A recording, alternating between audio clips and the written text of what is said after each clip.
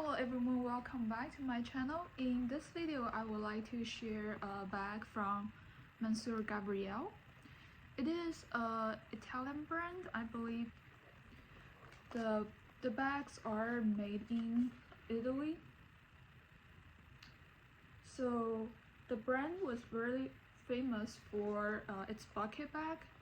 They use vegetable tan leather for a lot of their bucket bags, and the brand became very popular. They introduced a lot more styles.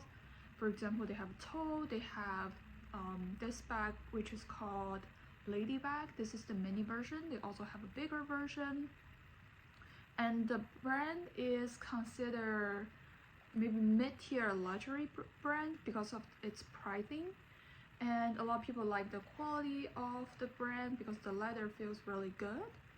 So I was always curious about the brand, and I decided to pick up this mini bag from the brand to try out this style. So I'm always into mini bags, and I was always curious about the brand. This particular one is a soft mini lady bag. So the leather is soft and slightly pebbled, if you can see. So this leather definitely feels super soft to the touch. If you're curious how it compares to some other brands I have, so I would say this pebble leather, it's more smooth and soft and feel more luxurious than Go Force Goods pebble. But that's mostly because if you see, the pebbles are quite even. So I do think the leather process is more refined than a lot of other full grain leather companies. Their leather has less process when they dye the leather, so it definitely has more characteristics compared to this more refined pebble look. So it really depends on what's your preference. But just from touching the leather, even though it's a refined pebble, I still think the quality is amazing and it's much softer to the touch. So it's just personal preference which type of leather you prefer. You prefer a more raw leather or with more characteristics, or a more refined look, and depending on the style of the bag you may have different preference. And this leather is soft, so it's not that structured. It doesn't hold structure very well. The bag is quite small. It has a very interesting closure, so you can see the drawstring actually holds the bag closed. So there's a little piece leather tab here and another piece here, and I loop the drawstring through the top, then through the middle leather tab to keep the bag closed. So I think it's very interesting closure, but personally I would probably prefer a magnetic closure just because it would be easier. And there's one huge compartment. There's no other like pockets, no card pockets, no zip pockets, absolutely nothing, just an open compartment. The inside is a suede leather or unfinished leather, and on the top it says Mansur Gavriel, made in Italy. The leather definitely feels quite luxurious, I will give that. And the side of the bag actually all have glazing to finish the leather, so it's not raw edge. To be quite honest, it makes the bag feels more finished, more formal. However, I personally would prefer a raw edge just because I have other bags had glazing issue. Like over times the glazing will crack, and it makes the bag looks much worn than it truly is just because of the cracked glazing.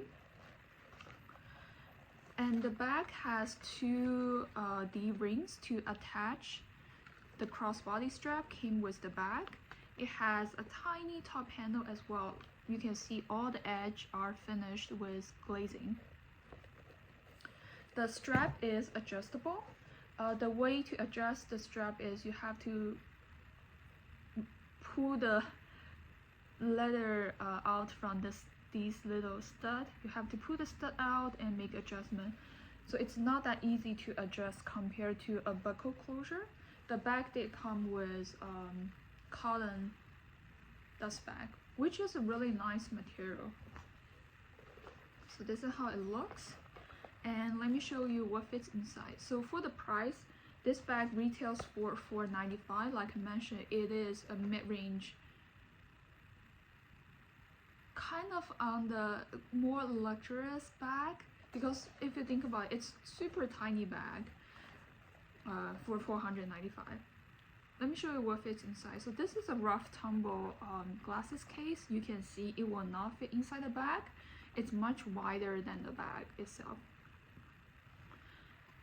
This is an iPhone 8 Plus. It's not the one I'm using. I just have it for illustration purpose. You can see if I put it vertically, I will be able to close the flap, but it definitely stick out a little bit. I can put it horizontally inside the bag. So I think this 8 Plus is slightly smaller than maybe the newer version, the 13 Pro Plus or the 14 Pro Plus. But if you have a bag, if you have a phone that size, it will probably fit in this bag without any issue. It is small, but actually it fits more than you think. And this is the cinch closure, so if you want it to look smaller, you can do that. On the front, there's a tiny logo, but if you're not familiar with the style, you may not even notice the logo. So realistically, what I will bring is my phone. This is a card holder, and I do need my keys, let's say a lipstick,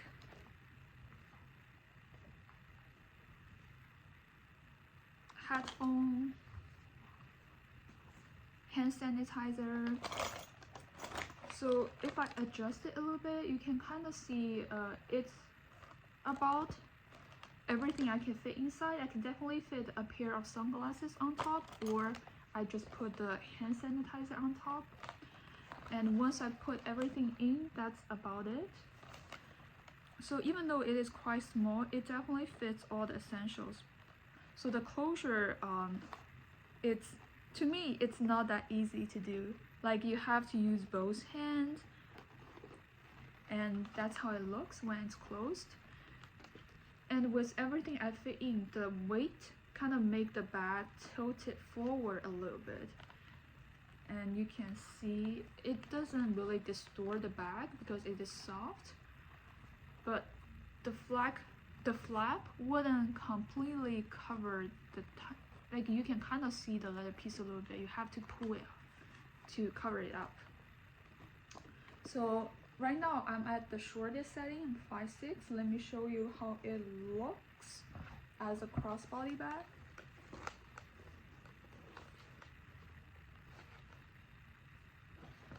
So this is where it would hit at the shortest setting as a crossbody bag. So if you prefer a high crossbody bag, this short setting fits perfectly, and if you're about my same height. So this is how it looks as one size shorter bag. If you are much taller and prefer a lower crossbody, I'm not sure if this strap will be enough, because if you can see, there are 3 studs. So if you just use the last hole and use one stud, I'm not sure if it will hold the strap together that well, especially if you pack the bag full. But as I mentioned, when the bag has items inside, because of the placement of the D-ring to attach the strap, the bag tilted forward a little bit. But when you put it on, it's not really a big issue. Like, you cannot really see it.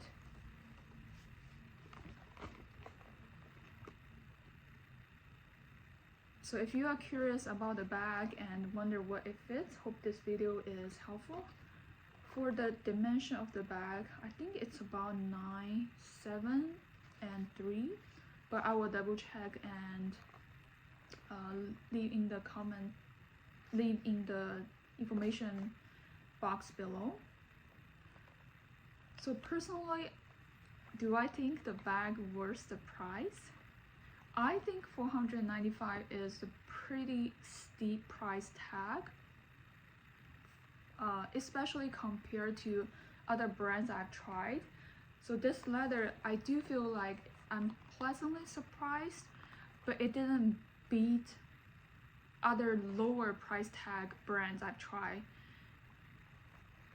For example, like the ones I mentioned in other videos, I do like Sapon bags, I do like Go For Scoot leather or KM leather. I do think their leather feels good, really good.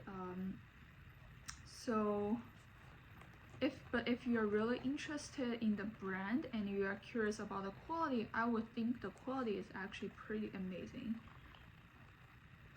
But if you can get it on a sale price, like if you can get it 0.5% off or 40% off, for seasonal color, they do have sales at the end of the season, so it is possible to get limited edition colors on a very decent price. Then I would say if you have the budget, go for it. Otherwise, I think I'm pretty good sticking with the other brands I've tried before, and even though the other brands, the price tag is lower, I do feel like the quality is comparable. But this one is definitely a more refined finish look compared to some other brands. Is more maybe a raw, a casual look. So hope you find this video helpful, and I'll see you next time. Bye.